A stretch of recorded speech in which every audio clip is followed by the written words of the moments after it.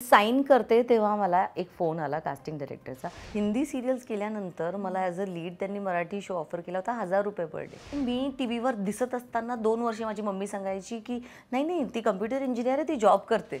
मीही काही शो सोडलेत आणि मला पण कुणीतरी रिप्लेस केलं आहे. गेले काही दिवस पण मग मी घाबरले. मी स्वतःला इतकं ओव्हरबर्डन करून टाकलं की त्यात मला पोस्टपार्टम डिप्रेशन आला. एका सिनेमासाठी फक्त एका डायरेक्टरने, ते पण वाया मेकअप आर्टिस्ट फिमेल, विचारलं होतं पण शिव्या एवढ्या दिल्या होत्या मी. कशी आहेस? मस्त. काय सुरू आहे? WhatsApp house life? Life is good, little hectic, पण मजा येते सगळंच मॅनेज करताना. अगदी रुवान कसा आहे? रुवान भारी. कसं म्हणजे तो आईला कसं ट्रीट करतोय? सध्या आय थिंक तो ह्या पॉइंटला पोचलाय की जरा सुट्टी घे आणि माझ्यासोबत वेळ घालव. मला खूप काही करायचंय, इकडे जायचंय तिकडे जायचंय, कारण समर वेकेशन होते मध्ये आणि त्यात महासंगम होता. सो त्याला वेळ थोडा कमी दिलाय, पण आता हळूहळू होईल सगळं सुरळीत. अगदीच. आपण या आधी ना अनेकदा गप्पा मारल्यात, पण तुझी ती खरी खरी गोष्ट, तुझा तो अभिनय क्षेत्रातला प्रवास मला अजूनही माहिती नाहीये, तर आपल्या आजच्या शो मधनं तो उलगडण्याचा माझा प्रयत्न आहे. बापरे. सुरुवात कुठून करू? अगदी शाळेत डान्स वगैरे करायचो आम्ही. सो आमचा एक कठपुतली डान्स होता ज्यात आम्ही बाहुल्या बनलो होतो आणि तो आम्ही काहीतरी 4th की 6th मध्ये, मी आणि स्वप्नाली माझी बेस्ट फ्रेंड, आम्ही म्हणजे आमच्या मॅमने बसवला होता डेफिनेटली, आणि तो केला. तो इतका आवडला की तो दरवर्षी आम्ही 10th मध्ये जाईपर्यंत दरवर्षी आम्ही त्या डान्समध्ये म्हणजे गॅदरिंगमध्ये ते गाणं असायचं. आणि एकदा श्रीराम लागू आले होते आमच्या शाळेत, तर माझ्या बहिणीने मला सांगितलं होतं की तू जर खूप छान डान्स केलास ना तर ते तुला नाटकात घेतील. आणि मी खूप छान डान्स केला पण मला त्यांनी नाटकात नाही घेतलं, तर I was very heart broken. पण मला तेव्हा कळलं की मला ह्या क्षेत्रात काहीतरी करायचं आहे. पण आता फॅमिलीमध्ये काय, म्हणजे आमच्या अख्ख्या गावात नाही, सात पुश्तो म्हणतो आपण, तसं कुणीही काम केलेलं नाही ॲक्टिंगमध्ये. तर घरच्यांनी असं काही मला सिरियसली घेतलं नाही. त्यांना म्हटलं हां जे काही करायचं आहे आधी एक फील्ड काहीतरी ग्रॅज्युएशन करायला हवं, पायावर उभी राहा स्वतःच्या, मग तुझं काय करायचं ते तू कर. तर सगळ्या बहिणी डॉक्टर. आता मला प्रवाहाविरुद्धच जायचं होतं म्हणून मी मुद्दाम इंजिनिअरिंगला ॲडमिशन घेतलं. इंजिनिअरिंग केली आणि सॉफ्टवेअर इंजिनियर मी. तर सॉफ्टवेअर इंजिनियर आहेस तू? आहे मी. तर ते केल्यानंतर मला जॉब मिळाला होता ग्रासिम इंडस्ट्रीज विक्रम इस्पातमध्ये. मी SAP डेव्हलपर होते. पण तिथे गेल्यावर जेव्हा काम ॲक्च्युली सुरू झालं ना ते 9 to 5चं, सो आय वॉज लाईक की हे मला नाही करायचं आहे, मला जाम बोर व्हायला लागलं. मग ते इंटरनेट एक्सप्लोररवर सगळे प्रोडक्शन हाऊसेसची नावं टाकायची, मग त्यांचं लँडलाईन नंबर शोधायचा, मग त्यांना फोन करून सांगायचं मला सिरियलमध्ये काम करायचं आहे, मी कसं करू शकते. म्हणजे इथून सुरुवात. मग मला त्यांनी सांगितलं की कास्टिंग डायरेक्टर म्हणून कोणीतरी असतं, त्याला फोटोज पाठवावे लागतात. आयुष्यात कधी फोटोशूट केलेलं नाही मी ते जे असतील माझ्याकडे ते फोटोज पाठवले आणि मला ऑडिशन्सचे कॉल यायचे. आता जॉब करताना कसं जायचं, मी अलिबागला जॉब करत होते. मुंबईत येऊन ऑडिशन्स द्यायच्या. त्या कशा द्यायच्या, तर मग मी त्यांना सांगून ठेवायचे की सॅटर्डे संडे मी येणार, आणि मग एका दिवसात 4 असं करून 8 एक ऑडिशन्स करून मी जायचे. मग 6 महिन्यात मला एक शो मिळाला. बरं त्याची पण खूप भारी गोष्ट आहे की मला एक मायथो शो मिळाला होता. गणपतीच्या 2 बायका होत्या, रिद्धी आणि सिद्धी. त्याच्यासाठी मी सिलेक्ट झाले होते आणि कॉन्ट्रॅक्ट साईन करायला मला बोलवत होते, पण मला ऑफिसमधून सुट्टी मिळत नव्हती. सो मी ते टाळत होते की पुढच्या आठवड्यात येते, पुढच्या आठवड्यात. मग मी 15-20 दिवसांनी गेले. मी साईन करते तेव्हा मला एक फोन आला कास्टिंग डायरेक्टरचा. दीपाली क्या कर रही हो अभी? म्हटलं मैं अभी कॉन्ट्रैक्ट साइन कर रही हूँ, कुछ 20 दिन 25 दिन चाहिए उनको महीने के. तो साइन मत करना, फटाफट तुम इधर आओ. म्हटलं कसं? बरं मी इतकी भोळी ना, मी इकडच्या कास्टिंग डायरेक्टरला सांगते मुझे साइन करने से मना किया है, तो मैं उधर जाके ज़रा देख के आऊँ वो कौन से रोल के लिए क्या बोल रहे. हे पण शहाण आहे. ते म्हणतात नाही नाही तुम साइन करो, फिर जाओ, फिर जाके देख लो क्या करना है. बरं आता कसं? मी म्हटलं बरं मग मला जर मिळालं तर मी दोन्ही करू शकते का? तर दोघांनी योग्य केलं. मग तू दोन्ही करू शकतेस जर असंच काही असेल तर. म्हटलं ओके. म्हटलं पण महिन्यात तर 30 दिवस आहे, ह्यांना 25 हवे, त्यांना 20 हवे, कसं काय होणार? तर ते दोघांनी मला कॉन्फिडन्स दिला की हां ठीक आहे आपण मॅनेज करू. इकडे साईन केलं, तिकडे गेले, तिकडे पण साईन केलं. ते काय होतं? ते होतं हम लडकियां. ओ, ठीक आहे. आणि लगेच त्यांना 5 दिवसात आउटडोर वाराणसीला जायचं होतं. सो मी वाराणसीला जेव्हा निघाले तेव्हा ऑफिसमध्ये फोन करून सांगितलं की मी रिझाईन केलंय, मी आता परत येणार नाही आहे. आणि माझं नशीब इतकं छान की मी बरं झालं सोडलं नाही. तो गणपतीचा शो कधी बनलाच नाही. ओ, आणि ज्या शोसाठी मी आउटडोरला गेले तो शो माझा पहिला शो पहिला शो ठरला. खरंच हा खूप मस्त प्रवास असेल. पण जरा मी आत्ता नव्यापासूनच सुरुवात करते. तू नुकताच झापूक झुपूक हा चित्रपट केला आणि मी तुला म्हणाले होते की छान दिसतेस तू, किंवा ज्या प्रकारच्या भूमिका तू केल्या आहेत आणि ही भूमिका एकदम वेगळी आहे. पण समहाऊ ना तो पिक्चर वर्क नाही झाला बॉक्स ऑफिसवर, आणि नंतर मग अनेक रील्स, अनेक कारणं त्याची हळूहळू समोर आली, राईट. आता जसं मी तुझं कॅप्शन वाचलं होतं की खूप मेहनतीनंतर किंवा खूप ब्रेक नंतर तुला चित्रपट मिळाला. मला सांग, अशा वेळी आपण विचार करतो का की आपला चित्रपट का नसेल चालला? तू विचार केलास? मी खरं सांगू का, मी काम केलं आणि मी खूप खूप जीव ओतून काम केलं, कारण की मी मॅनेज पण करत होते. इकडचं शूट तिकडचं शूट, त्यात मी झनक सोडलं फिल्मसाठी आणि फिल्म नाही समहाऊ वर्क झाली. पण मला असं वाटतं की ती डेस्टिनी होती, ते व्हायचं होतं म्हणून ते झालं. अदरवाईज फिल्म खूप छान होती, ज्यांनी बघितली त्यांना खूप मजा आली. लहान मुलांनी, रुवानला मराठी येत नसताना रुवानने खूप एन्जॉय केलं फिल्मला. आता फिल्मचे रिव्ह्यूज मुळे फिल्म अफेक्ट झाली, किंवा एक दिवस आधी पहलगाम अटॅक झाला होता त्या गोष्टीमुळे झालं, समहाऊ ते नाही झालं. पण मी मेहनत केली होती आणि मी खूप जीव ओतून काम केलं होतं आणि लोकांना कळलं पण नाही. म्हणजे बऱ्याच लोकांचं असं होतं की असं वाटतंय कुणीतरी दुसऱ्याने डबिंग केलेलं. ते मी माझं कॅरेक्टर बनवलं होतं, मला कोणी सांगितलं नव्हतं की तू असं बोल. पण माझं कॅरेक्टर मी जे शिकले होते की ही बाई जसं ती डायलॉगमध्ये बोलते की आमच्या खानदानीतला पोरगा आहे, कापून टाकेन. तर म्हणजे ही गुंडांची फॅमिली आहे. गुंडाच्या फॅमिलीतली बाईने, समजा ती 4थी 5वी 8वी शिकलेली असेल, ती आहे सुंदर, पण ती गुंडाच्या फॅमिलीतली बाई आणि तिने एका MLA पकडलं आणि त्याचं एक मूल असताना त्याच्याशी लग्न केलं आहे. सो मी त्या हिशोबाने त्या कॅरेक्टरला पकडलं होतं. बट हे सुद्धा एक हे म्हणजे तुम्ही जो विचार करताय तो समोरच्यापर्यंत पोचतोय की नाही हे सुद्धा खूप महत्त्वाचं आहे. सो एनी हाऊ फिल्म नाही वर्क झाली, पण खूप छान बॉन्डिंग झाली आणि केदार सरांसोबत काम करण्याची संधी मिळाली, जिथे मी मॉनिटरवर बसले तरीसुद्धा मला बऱ्याच गोष्टी शिकायला मिळत होत्या. ते खूप त्यांचं बारीक लक्ष असतं, छोट्या छोट्या गोष्टींवर डिटेलिंग करतात, किंवा एखादा शब्द तुमच्या वाक्यामध्ये ॲड करतात ज्याच्यामुळे त्याचा इम्पॅक्ट वेगळा येतो. सो ते तर मला शिकायला मिळालंच. सो रिग्रेट मला काहीच नाही. अगदी. आणि रुवानच्या जन्मानंतर तुझा हा पहिला चित्रपट आहे ना? मालिका तू करत होतीस, पण पहिला चित्रपट आहे. तुला वाटलं होतं कधी, किंवा कॉन्फिडन्स होता की चित्रपट आपल्याकडे येईल? कारण ना मालिका कसं काही महिने चालतात किंवा कॅरेक्टर बदलत असतात, पण चित्रपट मिळणं ही खरं तर खूप मोठी गोष्ट असते.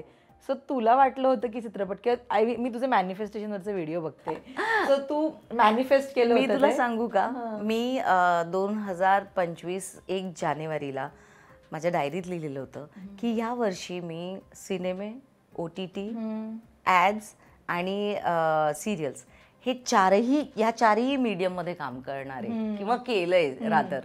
सो ते आलं, ते येणारच होतं. त्याच्यावर इतका बिलीफ होता माझा. ओके. सो आत्ता तर सगळ्यांना माहिती आहे दीपाली पानसरे, किंवा तिचं काम माहिती आहे. काही वर्ष जरा मला मागे जाऊन सांग, नाशिकमधला तुझा जन्म आहे खरं तर, निफाडमध्ये, राईट? नाशिकमधल्या निफाडमध्ये. खरं तर असतं ना की आपण एका छोट्या शहरामध्ये असतो, तिकडनं मुंबईत येऊन आपलं अस्तित्व निर्माण करणं हे अजिबात सोपं नाही आहे. सो चाइल्डहूडपासून मला सांग, लहानपण, शाळा, कॉलेज ते अभिनेत्री, हा प्रवास नेमका तुझा कसा होता? खूप मजेशीर होता. छोट्या गावात शिकणं आणि ती गावातल्या लाईफला एन्जॉय करण्याचं भाग्य मला मिळालं, मला असं म्हणावं म्हणजे म्हणायचं आहे. कारण की मी आता रुवानला बघते मुंबईत, सिटीतलं ते लाईफ खूप सिक्लुडेड, कोणी कमी फ्रेंड्स, नातेवाईक नाही आहेत. सो आपलं बालपण, म्हणजे माझं बालपण तर मी खूप एन्जॉय केलं. नंतर कॉलेज ऑफकोर्स मी, कारण की घरातून बाहेर जास्त पडलेलीच नव्हते, त्याच्यामुळे कॉलेजमध्ये मी होमसिक असायचे. सो मला एव्हरी थर्सडे मी घरी जायचे आणि मंडेला परत यायचे. सो ते पण अनुभवलं. आणि एक मुलगी जी घरापासून अजिबात दूर राहू शकत नव्हती, तिला काहीतरी करायचं म्हणून ती मुंबईत एकटीने येऊन तिने काहीतरी केलं. So I feel proud of my self. कुठेतरी असं वाटतं की ठीक आहे, म्हणजे छोटा मोठा स्ट्रगल किंवा ॲक्च्युली मला ॲक्टिंगमध्ये हा स्ट्रगल म्हणायला आवडतच नाही. कारण की तुम्हाला एखाद्या गोष्टीचं पॅशन असतं ना, तिथे तुम्ही झोकून टाकतात स्वतःला. सो पण घरापासून दूर राहून स्वतःचं काहीतरी बनवणं मजेशीर होतं. आणि आय थिंक मी अजूनही ह्या सगळ्या फेजमधून शिकते. कारण की आता टी व्हीसुद्धा इव्हॉल्व्ह होतोय, कास्टिंग प्रोसेस बदलली आहे, गोष्टी बदलल्या आहेत. सो बघूया आता अजून पुढे काय काय बघायला मिळतंय. पण इनिशियल डेज तुझे कसे होते इंडस्ट्रीतले? मी तुला सांगते, पहिले तर ऑडिशन्स जेव्हा मी द्यायचे, मुंबईत येऊन ऑडिशन्स देताना मी ऑडिशनमध्ये बसल्यावर मला कळलं की अरे मेकअप करून यायचा असतो. मग तिथे लोकांच्या ऑडिशन्स बघून मी एका मुलीला म्हटलं मला मेकअप विकत घ्यायचा आहे. मग ती मला इन्फिनिटी मॉलला घेऊन गेली. मग तिच्यासोबत मी थोडासा मेकअप विकत घेतला. बरं मला मेकअप करताही येत नव्हता.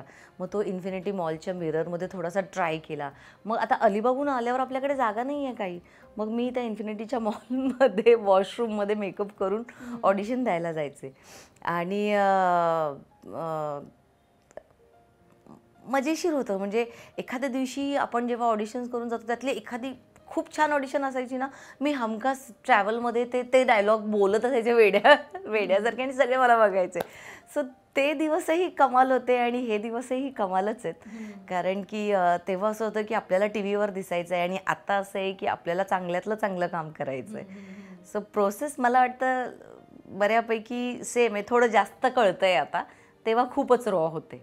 अगदी. पण अनेक जणांना नाटक एकांकिका करून इंडस्ट्रीमध्ये येतात आणि ना ते नाटक एक प्रकारची क्रेज आहे, त्याच्यामुळे कॉन्फिडन्स येतो, अनेक गोष्टी शिकायला मिळतात. मला सांग, तू याचा कधी भाग राहिली आहेस किंवा जर नसशील राहिली तर तुला असं वाटतं की आपण हे सगळं आधी करायला हवं होतं? मी नाटक केलेलं नाही केलं, अजिबात नाही केलेलं आहे. आणि मी डायरेक्ट ॲक्टिंगमध्येच घुसले आणि तिथे डायरेक्ट डेली सोप? डायरेक्ट नाही, मी सिनेमे केले 3. अच्छा. 3 सिनेमे ॲज अ लीड केले होते मी. आणि मग मी मालिका सुरू व्हायच्या आधी? हो. आणि मग ऑफकोर्स म्हणजे हम लडकिया केलं होतं, मध्ये 3 सिनेमे केले आणि मग मालिका सुरू केल्या. तर तेव्हा असं वाटायचं की यार, म्हणजे एवढा मोठा छान डायलॉग आला आहे आणि आपण अजून छान करू शकतो. पण मग मी ते न करता मी ते बघून शिकले. आणि मला असं वाटतं की ॲक्टिंग खरं तर ऑफकोर्स पॉलिश करू शकता तुम्ही, त्यातलं काहीतरी शिकू शकता. पण तुम्ही जर एका बसस्टॉपवर बसले आणि तुम्ही 15 लोकांचे मॅनरिझम्स बघितले तरीसुद्धा तुम्ही ॲक्टिंग शिकू शकता. सो ती खंत आहे की तेव्हा नाही जमलं. आणि आता काय, आता संसार आहे, सिरियल आहे, मध्ये प्रयत्न पण केला होता मी की एखादं नाटक करते, बघूया, म्हणजे ते स्टेज पण अनुभवायला हवं ना ते कसं असतं. पण कदाचित ते पण होईलच लवकर. जे अजून आलं नाही. खरं तर हिंदीपासून तू सुरुवात केलीस. असं असतं की मराठी घरातली मुलगी सुरुवात अनेकदा मराठीपासून होते, पण तुझ्या बाबतीमध्ये उलटं झालं. तू हिंदीपासून सुरुवात केली आणि देन मराठी झाले. राईट? तुला काय डिफरन्स वाटतो दोन्ही मीडियम, मराठीमध्ये आणि हिंदीत काम करताना? किंवा आधी काय वेगळं होतं, आत्ता काही वेगळं आहे असं जाणवतं? फ्रँकली मी हिंदीत काम सुरू केलं तेव्हा मेन डिफरन्स होता बजेटचा. बजेट, पैसे अजिबात, म्हणजे मला एक मराठी सिरियल, मी प्रोडक्शन हाऊसचं नाव नाही सांगणार, हिंदी सिरियल्स केल्यानंतर मला ॲज अ लीड त्यांनी मराठी शो ऑफर केला होता 1000 रुपये per day. So I was like की नाही, म्हणजे लीड करायचं आहे पण मी 1/6 अमाऊंट नाही घेणार, का घेऊ मी? तर तो एक डिफरन्स तेव्हा होता. आता बऱ्यापैकी चित्र बदलतंय. आणि हिंदीमध्ये तास, वर्किंग आवर्स जरा कमी आहेत, 12 तास असतात. इकडे 13, 13.5 वगैरे होतात. आणि मग त्यात ट्रॅव्हलिंग, मग 16-18 तास वगैरे जातात तुमचे. बट त्या व्यतिरिक्त काम आहे, स्क्रिप्ट मिळते आणि मस्त बोलायचं आहे, त्यात काहीतरी शोधायचं आहे की मी माझं कॅरेक्टर काय करू शकतंय आणि ते करायचं. त्याच युजली असं होतं ना आपण एकदा की हिंदीमध्ये आपण गेलं की फारशा अनेक अभिनेत्री मराठीकडे वळत नाहीत. तुझी सुरुवातच हिंदीमध्ये होती, पण तू आता सातत्यानं मराठीमध्ये काम करतेस. अरे बापरे, ह्याविषयी तर मला म्हणजे सांगावं लागेल की हे माझ्या आईवडिलांमुळे. पहिले तर त्यांचा पाठिंबा नव्हता की मी ॲक्टिंगमध्ये यावं. तेव्हा माझा सुवीर फियॉन्सी होता, तर त्याने मला सांगितलं तुला काय करायचं ते कर, आय एम विथ यू. आणि मग मी ॲक्टिंगमध्ये आले. तेव्हा पण त्यांचं म्हणजे लिटरली मी टी व्हीवर दिसत असताना 2 वर्ष माझी मम्मी सांगायची की नाही नाही ती कम्प्युटर इंजिनियर आहे, ती जॉब करते. तिला असं वाटायचं की लोक काय म्हणतील की माझी मुलगी टी व्हीत काम करते, कारण तिला माहीत नव्हतं की टी व्हीतलं सगळं लोक जे ह्या मीडियममध्ये नाही आहे त्यांच्या मनात काहीतरी असतं की हे केलं असेल ते केलं असेल म्हणून त्यांना काम मिळतंय. सो ती सांगत नव्हती, तिला लाज वाटायची. पण एक वेळ आली जेव्हा पप्पांनी मला फोन केला, एक शो संपला होता हिंदीतला आणि माझा पप्पा म्हटले की आता तू तलवारबाजी शिक, घोडसवारी काय आपण काय म्हणतो घोडेस्वारी शिक आणि आता मराठीत काम कर, आता आपल्या लोकांनी पण तुला ओळखायला पाहिजे. आणि आय वॉज लाईक ओके, त्यांनी सांगितलंय ना. आणि मग मी देवयानी घेतलं. ॲक्च्युली देवयानी या सिरियलमध्ये तू काही दिवसांनंतर आलीस, ती ऑलरेडी सिरियल पीकवर होती आणि त्यानंतर तुझी एंट्री झाली. आणि असं असतं ना की प्रेक्षकांनी एक चेहरा आपलासा केला असतो आणि आपल्याला ते सगळं नव्याने सुरू करायचं असतं. ती सिरियल घेताना म्हणजे आपण त्यावेळी गप्पा नाही मारल्या, देवयानी ही सिरियल स्वीकारताना दीपालीताई एक द्विधा मनस्थिती होती की आपण ही सिरियल करावी का नाही करावी का, काय ती तेव्हा नेमकं काय घडलं होतं? आय थिंक इस प्यार को क्या नाम दूं संपलंच होतं आणि देवयानी माझ्याकडे आली. पहिली गोष्ट ती नंबर 1 मालिका होती. त्याविषयी मी ऐकलेलं खूप होतं, म्हणजे 7.8 वगैरे TRP मी माझ्या आयुष्यात कधी हिंदीतही ऐकलेली नव्हती. सो आय वॉज लाईक की त्या शोची लीडचं मला चान्स जर मिळतोय तर वाय नॉट. म्हणजे मी ते ॲज अ चॅलेंज घेतलंच. आणि थोडंसं ऑफकोर्स कोणीतरी खूप छान काम केलेलं असतं किंवा जो पहिला चेहरा असतो त्याच्याविषयी लोकांचं कनेक्शन जास्त असतं, तर तिथे तुम्हाला स्वतःला प्रूव्ह पण करायचं आहे आणि तिथे तुम्हाला तितकं छान पण करायचं आहे. सो हे होतं. आणि जेव्हा प्रोड्युसर्सनी आणि आमचे चॅनल जी टीम आहे त्यांनी सगळ्यांनी माझ्यावर इतका विश्वास टाकला होता. सो आय वॉज लाईक की लेट्स डू इट, करून बघूया काय होतंय. आणि मध्ये छानच झालं. पण रिप्लेसमेंट या शब्दाची भीती होती का? नाही, मला नव्हती आणि मला अजूनही नाही आहे. कारण की मला असं वाटतं की प्रत्येक कॅरेक्टर वेगळं असतं. मला काम करायला आवडतं, त्याच्यामुळे माझ्याकडे जो प्रोजेक्ट येतो तो मला छान वाटला, तो रोल चांगला वाटला तर मी नक्की घेते. आणि मीही काही शो सोडलेत आणि मला पण कुणीतरी रिप्लेस केलं आहे, पण माझं त्याच्याविषयी पण काहीच नाही. कारण की इथे असल्याशिवाय ती गोष्ट तुमच्याकडे येत नाही किंवा टिकत नाही. तेवढंच. तुझी पहिली मराठी मालिका देवयानी, राईट. हिंदीमध्ये तू जसं म्हणालीस की ऑल टुगेदर कल्चर्स वेगळे, पर डे म्हणा किंवा कामाचे तास म्हणा, मराठीमध्ये वेगळे रूल्स अँड रेग्युलेशन्स आहेत. इथे काम करायला आल्यावर तुला शून्यापासून सुरुवात करावी लागली? अरे बापरे, खूप. म्हणजे पहिल्या दिवशी जेव्हा देवयानी मी कास्ट झाले 11 वाजता, 3 वाजता मी तुला सांगितलं की एडिट बघून सेटवर गेले. मी पहाटे 7 वाजेपर्यंत काम करत होते पहिल्याच दिवशी. आणि मला 10:30चा कॉल टाईम मिळालेला होता 7 वाजता पॅकअप होऊन. सो मी घाबरले होते. आणि मी तर पहिल्या दिवशी माझ्या क्रिएटिव्हला म्हटलं एक काम करते, 3 दिवस मी ज्युनियर आर्टिस्टचं काम करते, हवं तर माझी पट्टी तुम्ही काही काढू नका चेहऱ्यावरची, मला पैसे पण देऊ नका, तुम्ही मुलगी शोधा, कारण की मला इतक्या कामाची सवयच नाही आहे. हे झाल्यानंतर पण मग मला स्वप्नाजी माझ्याशी बोलल्या आणि ऑफकोर्स मला पण कळलं की प्रोड्युसरने इतका मोठा माझ्यावर विश्वास टाकला आहे सगळ्यांनी आणि चॅनलने मला सिलेक्ट केलं आहे आणि हे कसं होऊ शकतं. मग मी म्हटलं चला ठीक आहे, हे पण करून बघूया, किती तास करूया. आणि मग मी त्या सिरियलमध्ये ऑलमोस्ट 1.25 वर्ष दर महिन्याला 40 ते 50 शिफ्ट्स केले आहेत. एका महिन्यात? हो. खूप एक्झॉस्टिंग असेल. खूप असायचं, पण तितकीच मजा पण यायची, कारण की ती अख्खी टीम खूप पॅशनेट होती. म्हणजे डायरेक्टर पासून प्रत्येक जण आपण हा सीन असा करूया, अरे हे नाही आहे, चल ठीक आहे ते सॉकेट रिपेअर करून घेऊया. काही गोष्टी मला असं वाटतं की खूप चांगल्या मनाने केल्या ना की त्याचं फळ मिळतंच. अगदी. एकदा ऍक्च्युली आपण रिप्लेसमेंट करतो किंवा नव्याने एका मालिकेमध्ये येतो, त्यानंतर ना किंवा एका विशिष्ट प्रकारची भूमिका करतो, त्यानंतर ना स्टिरियोटाईप होण्याची एक भीती असते की आपल्याला तेच तेच मिळेल किंवा मग ह्या पुढच्या मालिकेमध्ये सुद्धा कदाचित आपल्याला रिप्लेसमेंट म्हणूनच विचारलं जाईल. हे सगळे विचार एक अभिनेत्री म्हणून तेव्हा तुला येत होते का नव्हते येत? नाही, तेव्हा नव्हते येत, आता येतात. आता येतात ह्या गोष्टीसाठी की देवयानी केली आहे मी. त्यानंतर मी आई कुठे काय करते केली. आणि हिंदीमध्ये मग मी 2 पॉझिटिव्ह शोज केले. लाईक मुस्कुराने की वजह तुम मध्ये मी हिरोची मोठी बहीण होते. आणि चिकू की मम्मी दूर की मध्ये मी नेगेटिव्ह करत होते, फुल नेगेटिव्ह होतं ते. पण त्यानंतर लगेच मला पुष्पा इम्पॉसिबलमध्ये पॉझिटिव्ह कॅरेक्टर मिळालं. पुष्पाच्या नवऱ्याची बायको म्हणजे सवत टाइप्स कॅनडाची, ते खूप चांगलं होतं. प्लस मी झनक केलं, त्यात मी फुल पॉझिटिव्ह म्हणजे स्ट्रेट फॉरवर्ड प्रिन्सिपल आणि लव्ह ट्रॅक वगैरे केलं. पण मला मराठीत असं वाटतं की आई कुठे काय करते नंतर मला परत निगेटिव्हच मिळालं. मला निगेटिव्ह करायला खूप आवडतं. फक्त आता माझी भीती ही आहे की मी ज्या वयाची भूमिका स्वीकारली आहे मला त्या वयात कॅटेगरीत नको टाकायला. अच्छा, तुझ्या वयापेक्षा मोठ्या व्यक्ती ऑफकोर्स. म्हणजे मी खूप घाबरत विचार म्हणजे हो नाही करून लक्ष्मीच्या पावलांनी हो म्हणाले होते. पण आता मला फक्त एकच भीती आहे की मला त्या कारण की मी हिंदीत अजूनही त्या एजचं काम करत नाहीये. सो बस फिंगर्स क्रॉस्ड. आई कुठे काय करते ही मालिका म्हणजे सगळी गणितं बदलली त्या मालिकेने, स्टार प्रवाह या वाहिनीची मी असं म्हणेन. कारण ती TRP मध्ये नंबर 1 गेली, ऑडियन्सचं प्रेम मिळालं. ज्याच्यामध्ये संजना हे कॅरेक्टर तू सुरुवातीला 4-5 महिने केलंस, देन कोविड हॅपेंड आणि मग तू काही कारणांमुळे ती मालिका सोडलीस. एवढ्या मोठ्या TRPची मालिका जिथे विलनला सुद्धा इक्वल लेवलचं काम आहे, हे अजिबात सोपं नाही आहे, बरोबर? एकतर तेव्हा काय घडलं होतं ते मला ऐकायला आवडेल एक गोष्ट. आणि आता ह्याच्यानंतर आपल्याला परत कामासाठी स्ट्रगल करावा लागेल का, हा विचार होता?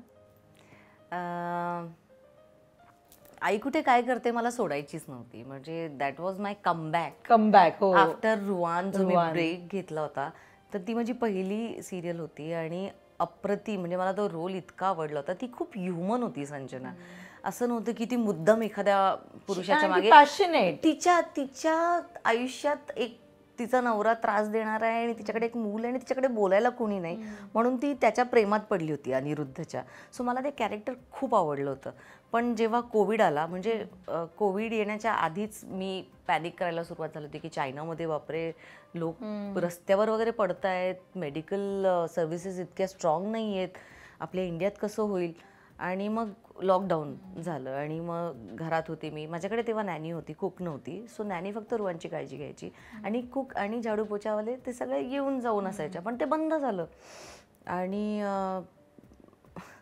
मी सतीश कौशिक त्यांच्या मुलीला कोविड झाला होता, तर त्यांचा एक व्हिडिओ बघितला. त्यात त्यांनी सांगितलं होतं की इंडियाची हेल्थकेअर सिस्टम अजूनही केपेबल नाही आहे लहान मुलांच्या कोविडला ट्रीट करण्यासाठी. सो मी माझ्या मुलीचे खूप हाल होताना बघितले. सो मला मी तेव्हा घाबरले की कारण की मी 80 लोकांमध्ये काम करू, ते 1.5-2 वर्षाचं मूल आहे, त्याला मी ऑलमोस्ट कोंडून ठेवलंय घरात. आणि मी बाहेरून जर घेऊन आले, ऑफकोर्स तो माझ्यासोबत झोपायचा पण खूप चिपकून वगैरे. सो मला त्या गोष्टीची जाम भीती होती की माझ्यामुळे ह्याला व्हायला नको.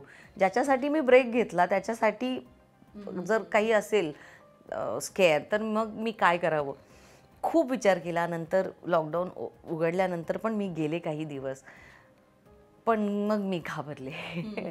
माझं असं झालं की आय थिंक माझे प्रोड्युसर्स पण समजून घेतील, कारण की सिरियलचं नावच आहे आई कुठे काय करते आणि आई तिच्या मुलासाठी काहीही करू शकते. सो मी म्हणून ती सिरियल सोडली. पण त्यानंतर खरंच मला, कारण की आय एम अ वर्कोहॉलिक, मला काम करायची खूप सवय. म्हणजे माझे महिन्यात जर 10 दिवस यूज होत असतील तर माझे 20 दिवस वेस्ट होत आहेत असं मला वाटतं. मला द्या तुम्ही 6-8 दिवस सुट्टी द्या, ती मी मुलासोबत एन्जॉय करणार, त्याच्यासोबत क्वालिटी टाईम मी स्पेंड करतेच आणि करणारच. पण मला कामही तितकंच महत्त्वाचं आहे. तेव्हा जेव्हा मी आई कुठे काय करते संपलं, तेव्हा मला असं झालं होतं की अरे बापरे, आता मला परत जेव्हा पण काम करायचंय तेव्हा मला परत हे सगळं पुन्हा करावं लागणार आहे. कारण की आम्ही 20 ऑडिशन्स देतो तेव्हा एका सिरियलमध्ये सिलेक्ट होतो. बरोबर. आणि टचवूड स्टार प्रवाह खूप लकी आहे माझ्यासाठी, कारण की त्यांनी मला उत्तमच रोल ऑफर केले आहे. असं नव्हतं वाटत की यार या सीन मध्ये मी असते. मी बघितलंच नाही. नाही बघितलं त्यानंतर? सोडल्यानंतर सिरियल नाही बघितली? नाहीच बघितलं. आई कारण की गं. जी गोष्ट तुमची प्रिय होती ती तुम्ही सोडली, ती तुम्ही कशी बघणार? म्हणजे मी नाही बघू शकले. अगदी. आणि ना मुलाचा ब्रेक होता, तुम्ही रुवांसाठीच तू ब्रेक घेतला होतास आणि त्या ब्रेक नंतर ही सिरियल तुझ्याकडे आली होती. एका अभिनेत्रीसाठी लग्न म्हणा किंवा त्यानंतरची प्रेग्नन्सी म्हणा, या दोन्हीही फेज सोप्या नसतात. कारण अगेन आउट ऑफ साईट आणि आउट ऑफ माइंड, हे तर वाक्य म्हणजे कोरलं गेलेलं आहे अक्षरशः, राईट? मला सांग की तो ब्रेक, त्या ब्रेक दरम्यान वेगवेगळे विचार आपल्या डोक्यात येतात की सगळे काम करत असतात आजूबाजूला, आपण कधी काम करू? ती फेज कशी होती तुझ्या आयुष्यातली? ते कठीण होतं तो ब्रेक? मला पोस्टपार्टम डिप्रेशन आलंच या गोष्टीमुळे होतं, कारण की मला घरात राहायची सवय नव्हती. मी जेव्हा देवयानी इतकं काम केलेलं आहे किंवा त्यानंतर पण मी खूप काम करत होते, तर मला सलग 5 दिवस घरात बसण्याची सवयच नव्हती. आणि मग मी प्रेग्नन्सीमध्ये घरीच होते, कारण की त्यात थोडे कॉम्प्लिकेशन झाले होते. मग पोस्ट डिलिव्हरी मी रुवांविषयी खूप पॉझिटिव्ह झाले होते. सो मी रुवानला डायपर यूज नाही केले. त्याला मालिशला बाई नव्हती, सगळं मी स्वतः केलंय. मी त्याला लंगोट बांधलेत, मी त्याचे लंगोट धुवायचे की त्याला रॅश व्हायला नको, हे व्हायला नको, ते व्हायला नको. काय खाऊ घालायचं मी स्वयंपाक शिकले त्याच्यासाठी, की अन्नातून एनर्जी मिळते. आईचं प्रेम वेगळं असतं, बाईच्या हातचं वेगळं असतं. मी स्वयंपाक शिकले त्या गोष्टीसाठी. आणि मी स्वतःला इतकं ओव्हरबर्डन करून टाकलं की त्यात मला पोस्टपार्टम डिप्रेशन आलं. आता माझ्या मागच्या ह्याच्यात पण लोकांनी कमेंट केलंय की आई होणं ही किती चांगली फिलिंग असते, त्यात तुम्हाला पोस्टपार्टम डिप्रेशन कसं होऊ शकतं? प्रत्येक माणूस वेगळा आहे. प्रत्येकाच्या तुम्ही जर 10 लोकांच्या फॅमिलीमध्ये राहत असाल आणि तुमचं मूल तुम्ही एखाद्या तुमच्या व्यक्तीकडे सोडून जाऊ शकत असाल तर तुम्ही काम करू शकता, पण तुमच्याकडे तो ऑप्शन नाही आहे. आणि तुम्ही न्यूक्लिअर फॅमिलीमध्ये राहता तर तुम्हाला तुमच्या मुलाची काळजी घ्यायची आहे, पण काम पण करायचं आहे. So you get torn in that. आणि ती जी सिच्युएशन असते त्यात तुम्हाला सपोर्ट पाहिजेच पाहिजे फॅमिलीचा, to take care of your child. आणि फॅमिलीच त्यातून बाहेर काढते. खरंय. पण त्या डिप्रेशनवर तू कशी मात केलीस? कारण डिप्रेशन, एन्झायटी हे शब्द असे सोपे वाटतात, बट ते जे फेस करतात ना ते कठीण आहे खूप खरं तर फेस करणं. लाईक यू सेड की फॅमिली सपोर्ट लागतो, अनेकदा डॉक्टरची सुद्धा मदत घ्यावी लागते. तू त्या डिप्रेशनमधनं कशी बाहेर आलीस? मी तुला सांगते की माझ्या नवऱ्याला मी सांगितलं मला हे प्रॉब्लेम होतोय, म्हणजे मी करते त्याचं सगळं, कारण की मी स्वतःला म्हणजे त्याचं प्रत्येक गोष्टीत मी इतकं पर्टिक्युलर करून टाकलं होतं ना की एक गोष्ट मी चुकले की मला असं व्हायचं अरे बापरे मी किती चुकले किंवा मी इतक्या उचकी आली की मी रुवानला क्लिनिकमध्ये घेऊन जायचे. मला डॉक्टरने सांगितलं बाबा तू मंथली पास काढ माझ्याकडे, तू इतकी गुंतली आहे त्याच्यात. आणि जेव्हा मी माझ्या नवऱ्याला बोलले, माझ्या मम्मीला बोलले की मला हे असं असं होतंय बाबा, मला खूप आनंद पण होतो, पण मग मी खूप थकते पण, आणि मेंटली मी आता ड्रेन झाले.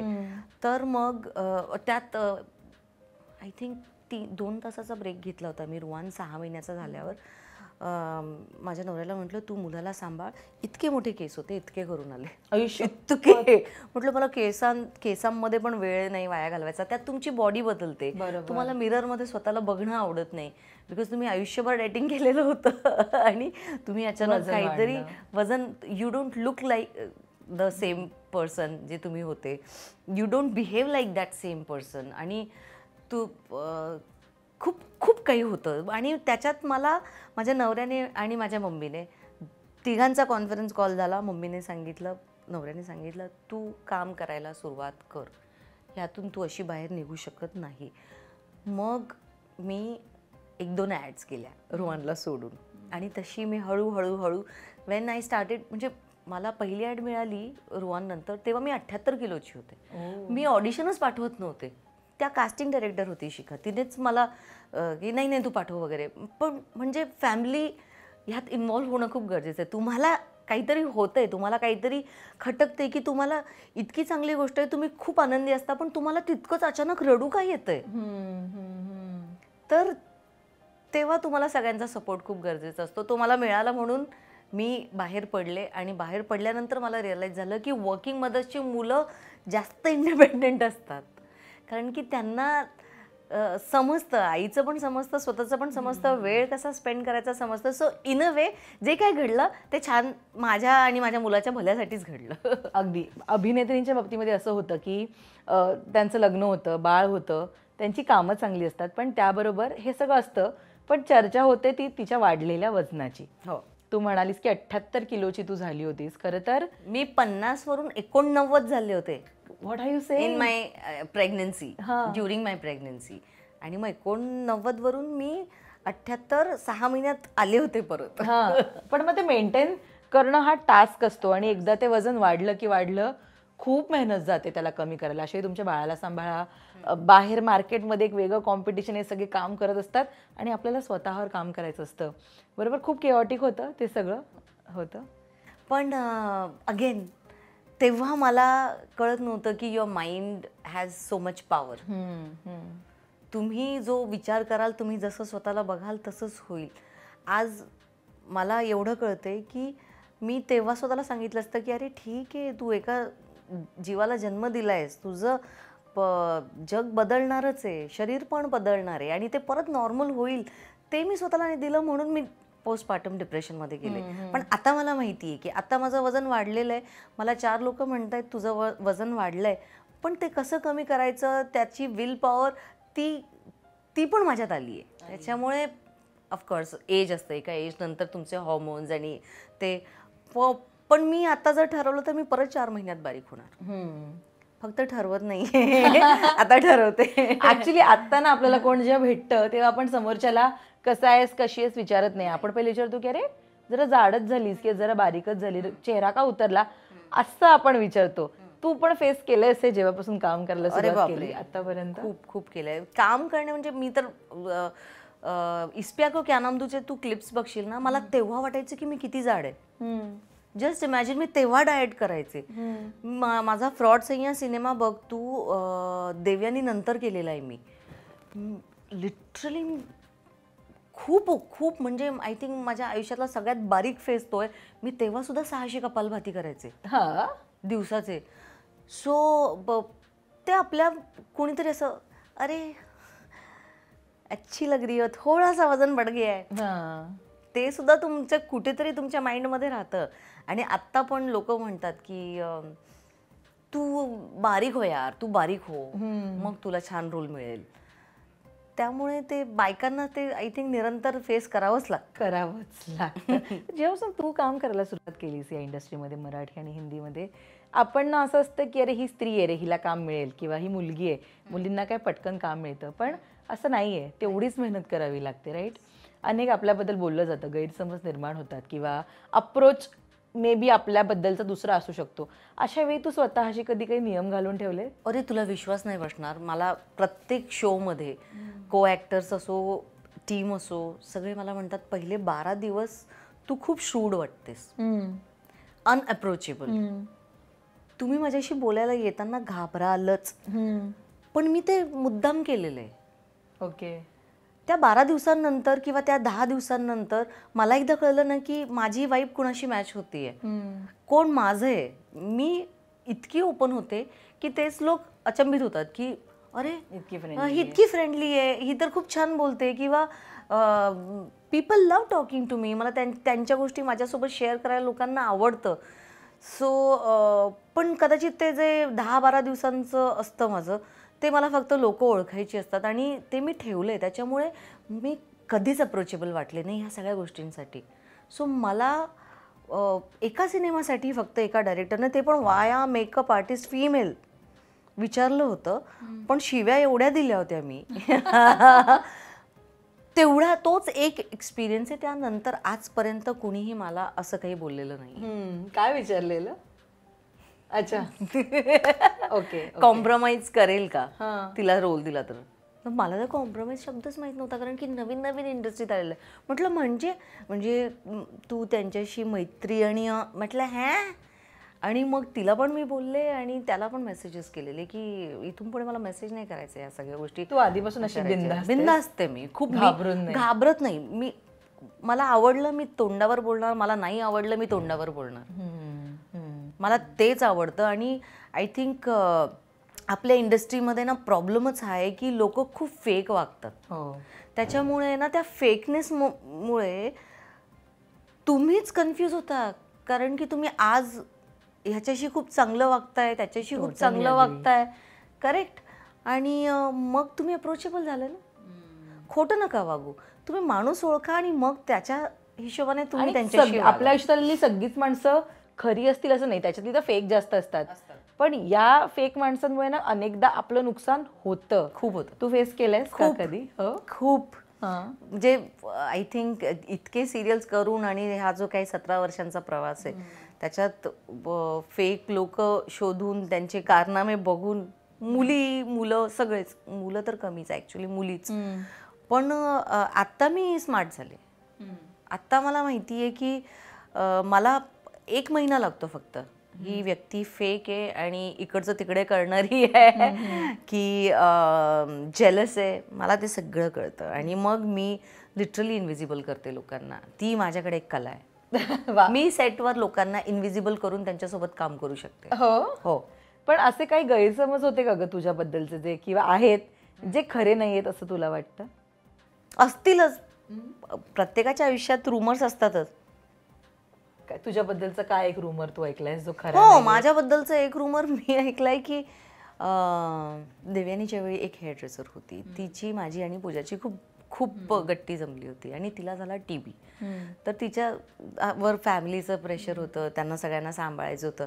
तर मी आणि पूजाने तिला सांगितलं की तू कुणाला तरी रिप्लेसमेंटमध्ये पाठव, तुझी कंपनी जाणार नाही आणि ह्या 3 महिन्यासाठी तुला जे काही मदत आहे ती आम्ही देतो, तू काम करायला सुरुवात झाली की पैसे देशील परत. मी 50 दिले होते, आय थिंक पूजाने 30 दिले होते की 50 दिले होते. आणि मग तिचं आम्ही वाचवलं तिचं काम. मग ती जेव्हा कामाला यायला सुरुवात झाली ती पैसेच देईना, परतच देईना. सो मग सावंत दादा मला बोलले की आप सबके सामने बोलो की कब दोगी पैसे, तो शायद दे दे. तर मग मी बोलले सगळ्यांसमोर आणि मग तिने पैसे दिले. पण आय डोंट नो, त्या शो नंतर मी जेव्हा चिकू की मम्मी दूर की करत होते, तिथे एक हेअर दीदी आली होती माझ्याकडे. ती म्हणाली मुझे तो बहुत डर लग रहा था आपके बाल बनाने में. म्हटलं क्यों? नहीं, मैंने सुना था देवयानी के टाइम पे आपने किसी हेयर ड्रेसर को थप्पड़ मार दी थी. म्हटलं ठीक है, अब ठीक है ना, सब ठीक है, मुझे जान गई तू. ऐसे क्यों बोलते हैं लोग? म्हटलं मुझे क्या पता. हा खूपच मोठा गैरसमज यार, थोबाडीत दिली होती. म्हणजे कोणी म्हणजे हे मी ऐकलेलं आहे, त्या व्यतिरिक्त काही असेल तर आय डोंट नो. हो, पण हे जे तू ऐकलंय तेच खूप शॉकिंग ते आहे. खूप कारण सेटवर आपल्याला 14 तास काम करायचं असतं, कोण कोणाला का थोबाडीत मारेल. आणि माझं म्हणणं आहे की उलट माझी गट्टी होते, म्हणजे माझी फ्रेंडशिप होते, माझी ह्या टीमसोबत फ्रेंडशिप होते. ते माझ्याशी येऊन त्यांचे प्रॉब्लेम सॉल्व्ह करतात. किंवा मी आता माझ्या ह्या शोच्या आमच्या की हेअर दिदी तिच्या मागे लागले की तुला हेल्थ इन्शुरन्स काढायचा, तुझा हेल्थ इन्शुरन्स का नाही आहे. सो एक फॅमिली होते. बरोबर. तर तिथे ते होणं शक्य नाही आहे, पण लोग आहे, ते काम बोलणार है आहे, कहना. तुझा फर्स्ट पे किती रुपये होता? सगळ्यात पहिली कमाई या क्षेत्रातली? सगळ्यात पहिली मला सिनेमाचं आठवत नाही खरं तर पेमेंट. पण मला इतकं माहिती आहे, हम लडकियामध्ये माझा पर डे होता 7,000. 7,000. अरे वा, छान होता. छान होता. सुरुवातीला. आणि आता कमी झालाय. काय सांगते? म्हणजे असं नाही की 7,000पेक्षा कमी झालाय, पण जेव्हा मी करत होते हम लडकियां, देवी, जितके काही शोज मी केले आणि त्यानंतर इस प्यार को क्या नाम दूं मध्ये म्हणजे 2013 साली मी जितके पैसे घेत होते, मी आता त्याच्यापेक्षा कमीत काम करते. ओके. कारण की आफ्टर एकतर मी त्यानंतर देवयानी केलं, विच मराठी बजेटनुसार केलं होतं. हिंदी शोजमध्ये मला बऱ्यापैकी मिळालं, पण मग तो जो ब्रेक आला प्रेग्नन्सीचा, त्यानंतर सगळी गणितं बदललीत आणि आता कॉम्पिटिशन वाढली आहे. खूपच ॲक्टर्स कमी पैशामध्ये काम करत आहेत. तो आत्ताचं पेमेंट कमी आहे. ओके. होईल ते जास्त, पण ते व्हायलाच हवं. या इंडस्ट्रीमध्ये मला सांग, हिंदी मराठी दोन्ही ऐकायला आवडेल, सगळ्यात जास्त स्ट्रगल तुझा कोणत्या गोष्टीसाठी झालाय? पेमेंटसाठी. कारण की खूप काम करून करून एका स्टेटसपर्यंत आपण स्वतःला पोहोचवतो की आता ह्याच्यापेक्षा खाली मी काम करणार नाही. आणि मग तुमचा ब्रेक येतो आणि त्यानंतर तुम्ही एक काम घेता जे तुम्ही विचार करता की चला कमबॅक आहे, थोडं कमीत करू, आणि मग आणि तुम्ही त्यावर स्टक होता. इनफॅक्ट माझ्या ॲड्सचं बजेट जे बिफोर रुवान होतं ते खूप होतं. पण ॲड्समध्ये असं झालंय की कोविड नंतर सगळ्यांनीच या गोष्टीचा फायदा उचललाय. नाही आमच्याकडे बजेटच नाही असं म्हणून आत्ता मला जर डिसेंट बजेट देत नसतील तर मी ऑडिशनच पाठवत नाही. मी ते करते की नाही अरे प्रत्येकाला आयुष्यात पुढे जायचंय, बरोबर. ग्रोथ हवी आहे. कोणीही मागे जात नाही, मग ॲक्टर्स का, तेही का जातील, तर ते थोडं आहे. वा, कोणतं ऑडिशन आहे ताई जे तुझ्या खूपच लक्षात राहतं? मे बी ते खूप चांगलं झालं असेल किंवा ते खूप वाईट झालं असेल, सो तुझ्या गोष्टीतलं ते कोणतं ऑडिशन आहे जे फिट आहे इकडे? मी एक ऑडिशन केली होती ज्यात हिंदीत बोलायचं होतं पण मराठी लिहायचा होता आणि खूप पार्वतीबाई होती आय थिंक. खूप स्ट्रॉंगली ते कॅरेक्टर मी केलं होतं की आजपर्यंत कुणीही माझ्याकडे रेफरन्स ऑडिशन मागितली तर मी यूट्यूबची ती लिंक सेंड करते. सो मला ते खूप आवडलेलं आणि ते लक्षात राहतं. आणि ते लक्षात, आणि ते मी घरी केलं होतं स्वतः. हां. घरी नऊवारी वगैरे नेसून सगळं करून म्हणजे फ्रॉम द स्क्रॅच ते केस बनवणं नथ सगळं अरेंज करण्यापासून ते सगळं मी केलं होतं. अजून एक ऑडिशन आहे आय थिंक वागली की दुनिया. वागली की दुनियामध्ये मिसेस वागली जी आहे आत्ताच्या न्यू जनरेशनची, हॅट्स ऑफचा मला ऑडिशनचा कॉल आला होता आणि मी तेव्हा आई कुठे काय करते सोडलं होतं. सेकंड वेव्ह संपली होती, वॅक्सिन वगैरे लागले होते आय थिंक, आणि मी जम्मूत होते.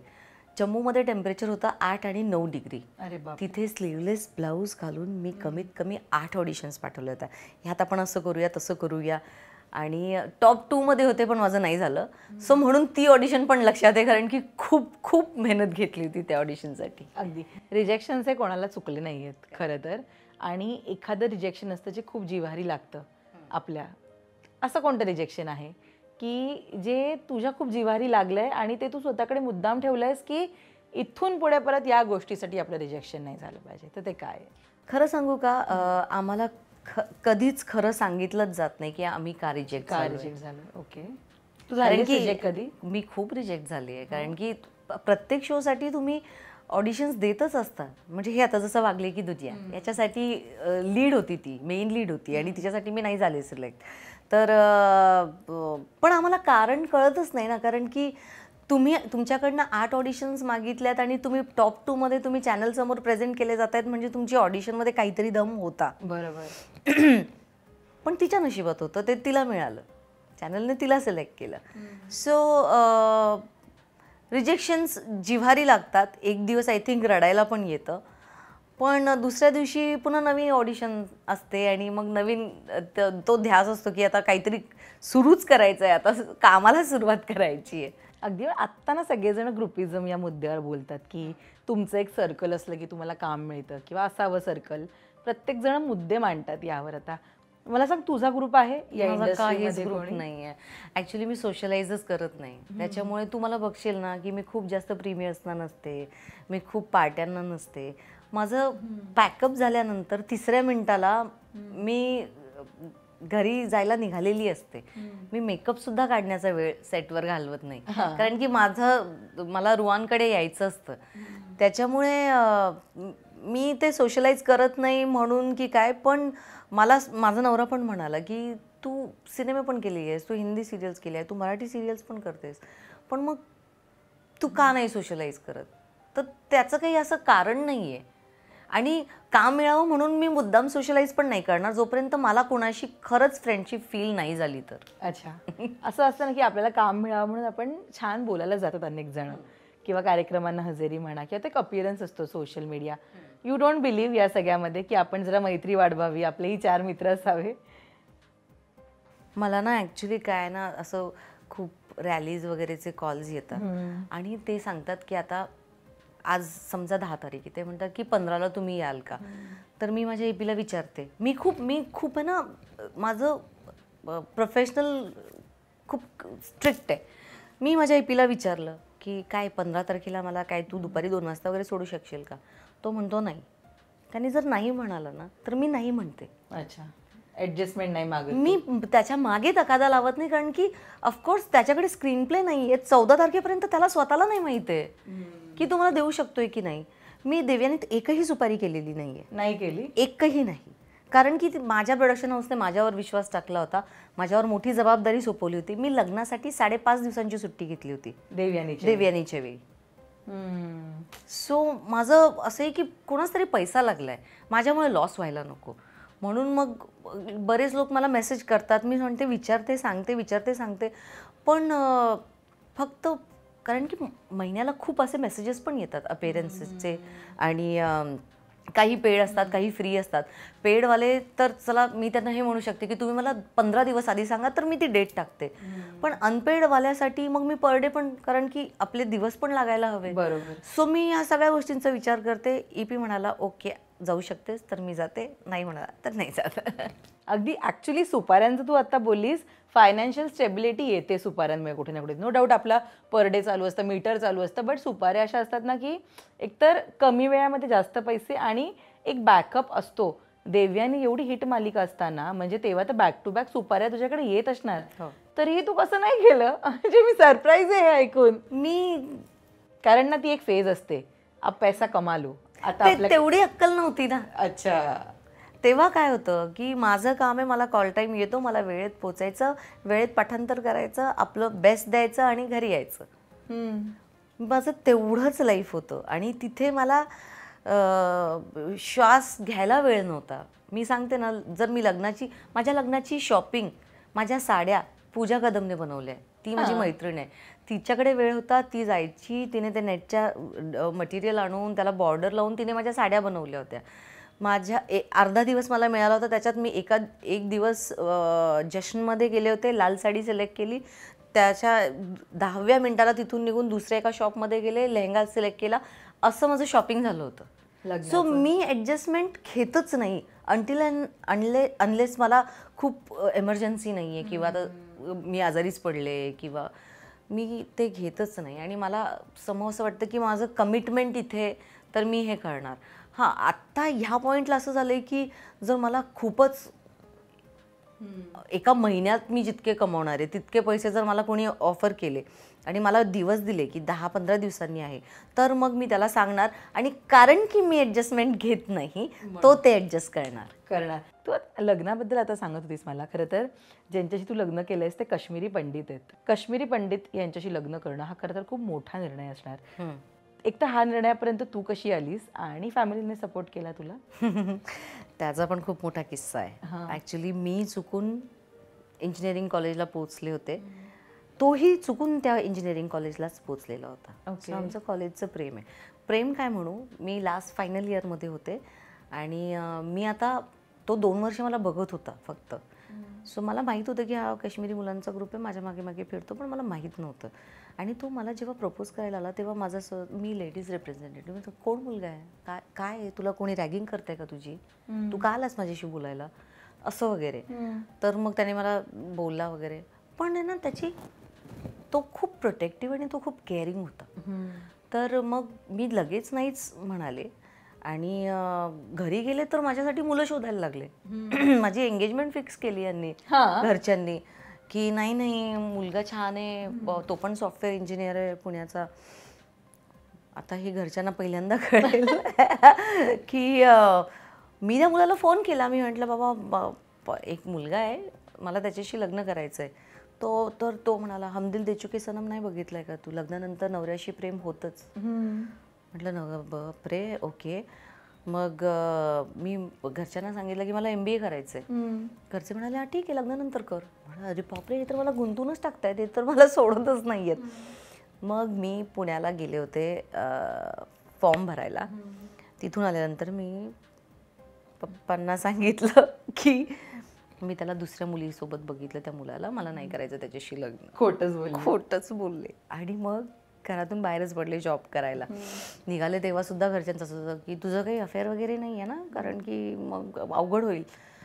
मग त्यांनी खूप वर्ष मला मुलं वगैरे दाखवले आणि त्यात त्यांचा गैरसमज होता बिकॉज तो काश्मीरी आहे, तर त्यांना असं वाटलं रिलिजनच अख्खा वेगळा आहे. सो मी कधीच माझ्या घरच्यांना सांगायला गेले नाही हे सगळं, कारण की आम्ही 5 बहिणी आहे. सो माझी 2 नंबरची जी बहीण आहे तिनेच सगळं केलं. सो एक फेज आला आमच्या आयुष्यात जेव्हा माझ्या काकांचा मुलगा 24व्या वर्षी कॅन्सरने गेला. तर तेव्हा माझी बहीण बोलली की आपली मुलं आपल्या नजरेसमोर जातात, तर तुम्ही तिच्या लग्नाला होकार द्या. तर पप्पा म्हणाले होते की नाही, तिला म्हणा तुझं तुझं तू काय ते लग्न करून घे. आमचं 9 वर्षाचं आहे कोर्टशिप, माझं आणि सुवीरचं. हा 9 वर्ष आम्ही एकमेकांना ओळखत होतो.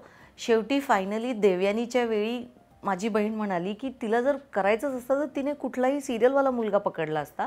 ती सिरियस आहे आणि तो काश्मीरी पंडित आहे, तर आपण लग्न लावून देऊया. तेव्हा ते म्हणाले की ठीक आहे, तिला म्हणा की मी लग्नात येईन. तेव्हा त्यांनी ॲक्सेप्ट केलं नव्हतं, पण मग हळूहळू हळूहळू इव्हेंच्युअली लग्न झालं. आणि आता आय थिंक माझ्या मम्मीचं सगळ्यात आवडतं जावई आहे. तुला भीती नव्हती तेव्हा की आपण आपल्या घरचे कन्व्हिन्स नाही झाले तर काय? बिकॉज आहे ना, जसं लाईक यू सेड की रिलिजनच वेगळं आहे का, हा पहिला मुद्दा येतो काश्मीरी बोलल्यावर. But is Kashmiri Pandit right. So आपल्या घरचे काय बोलतील, आपले नातेवाईक नावं ठेवतील का, ह्या सगळ्या विचारात तू पडलीस का नाही? मी नाही पडले, घरचे खूप पडले. मी नाही पडले. मी खूप क्लिअर होते. म्हणजे मी 9 वर्ष डिसिजन खूप आहे 9 वर्ष.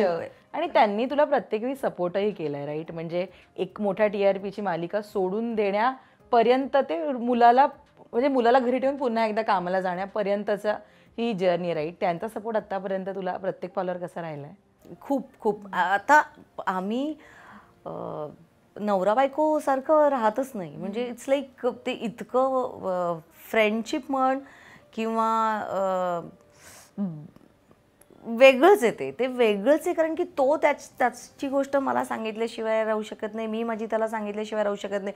ऑफकोर्स प्रत्येक रिलेशनमध्ये अप अँड डाऊन्स येतात, थोडे मिसअंडरस्टँडिंग्स येतात, पण मला असं वाटतं की वादळामध्ये जर तुमची नाव वाचली तर मग ती पोचतेच, किनाऱ्याला लागतेच. क्या बात. आणि ना, तू मगाशी म्हणालीस की पोस्ट पॅन्ट्रम डिप्रेशन बद्दल तू मला सांगितलंस. तुम्ही कलाकारांना रोज एका नवीन इमोशनला डील करत असतात, रोज नवीन सीन असतात, नवीन कॅरेक्टर असतं. जेन्युअनली काम करताना इमोशन्सचा कस लागत असतो. आत्ता सगळेजण बोलायला लागलेत ना मेंटल स्टेबिलिटी, एन्झायटी, डिप्रेशन. तर मला सांग, तू तुझ्या मेंटल पीसकडे किंवा स्वतः म्हणतो ना की आपण मनापासून पॉझिटिव्ह असलं पाहिजे, आपण स्ट्रॉंग असलं पाहिजे, या सगळ्या गोष्टींकडे तू किती लक्ष देतेस आणि स्वतःच्या मेंटल पीससाठी तू काय करतेस? खूप देते मी. म्हणजे आधी वेडी होते, काम म्हणजे काम, आणि घरी आले की फक्त कामाचाच विचार बिफोर 1, ते तसं असायचं. आणि आता मी खूप क्लिअर आहे की मी काम केलं, मी घरी आले, तिकडचं सगळं स्विच ऑफ झालंय. आणि माझ्या मुलासोबतचं आयुष्य, त्याच्यासोबतचा क्वालिटी टाईम हा वेगळा आहे. मी सेटवर मला वेळ मिळाला 2 सीनमध्ये तर मी मेडिटेशन करतेच करते. मला एनर्जीज खूप समजायला लागल्या. मला म्हणजे आपण म्हणतो की ॲनिमल्स त्या लोकांकडे जातात ज्यांच्या एनर्जीज चांगल्या असतात, राईट. माझं पण असं आहे की मी त्या लोकांकडे जाते ज्यांच्या एनर्जीज चांगल्या असतात. म्हणजे मी हे नाही बघत की तुम्ही खोटं काय वागतायत, की तुम्ही कुणाशी किती प्रेमाने वागतायत. नाही, माझी एनर्जी सांगते मला तुझ्याशी बोलायचं आहे, आणि माझ्या एनर्जीने जर सांगितलं की मला तुझ्याशी नाही बोलायचं आहे तर मी त्या व्यक्तींशी बोलत नाही. To protect my peace, not to downgrade them.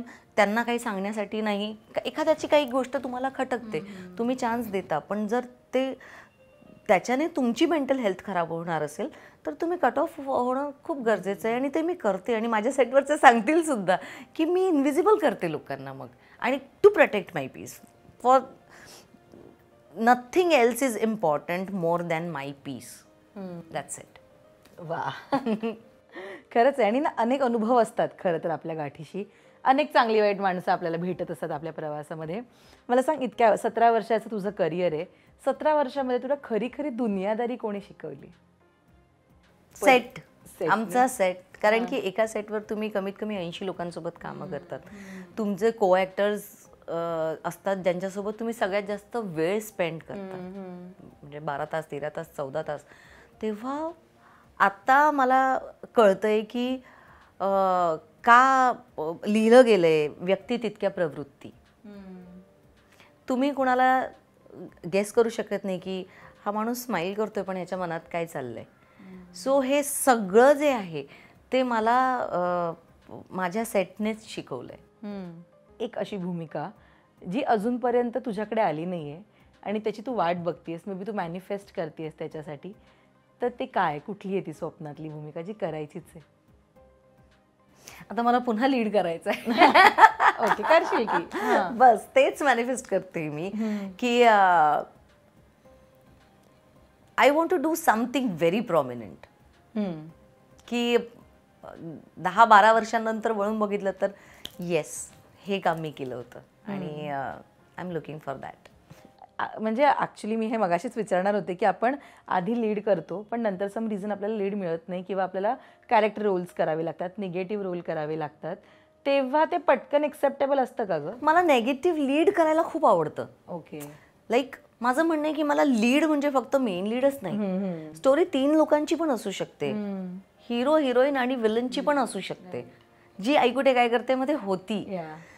मला पुन्हा तसं काहीतरी करायचं आहे. मग ते आयदर ते नेगेटिव्ह लीड असू दे, पॉझिटिव्ह. मी नेगेटिव्ह सुद्धा खूप एन्जॉय करते, पण it has to be negative lead. ते जेव्हा असं डायसी व्हायला लागतं ना, तिथे मग मॅटर खराब होतो.